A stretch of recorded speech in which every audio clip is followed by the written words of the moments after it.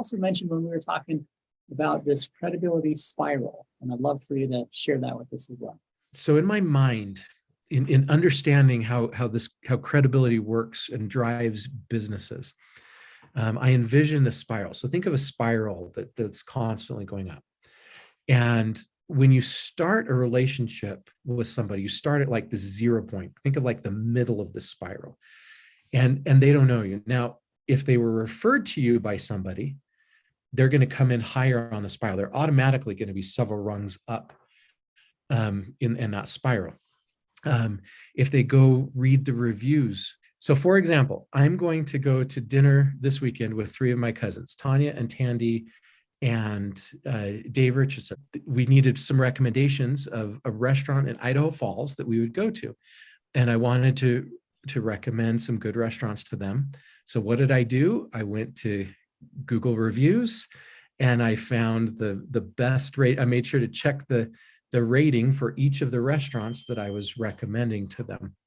So when I checked those reviews and saw the rating, that increased the restaurant in my credibility spiral, right?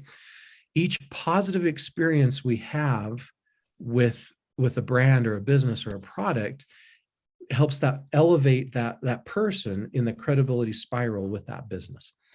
And each negative experience that we have lowers them in that credibility spiral. When we don't keep our promises, when our product doesn't work the way we told someone it would, when there's bugs that we don't fix, when it takes us too long to respond to an email, right?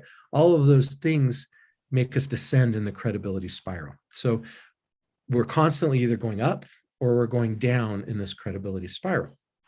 And for each product or service, or I call it each investment that a person needs to make, even if we give something away for free, or with each product or service, there's not just the price you pay financially, but there's the price you pay of the time or even your reputation of buying that product or service.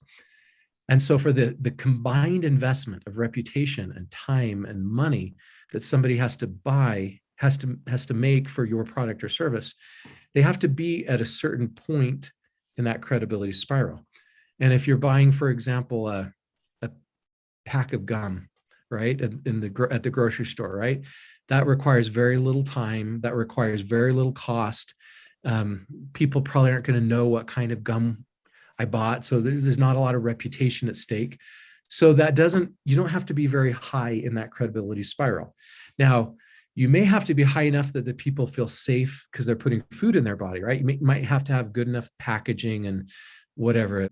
The brand may need to be trusted enough that you feel safe that there's not preservatives or things, dangerous things in the product. Or maybe you have to have enough trust it's going to taste good or something like that. But you only have to have a little bit of trust, and you only have to be a little ways up that credibility spiral to get somebody to buy some Bubblicious gum at the grocery store.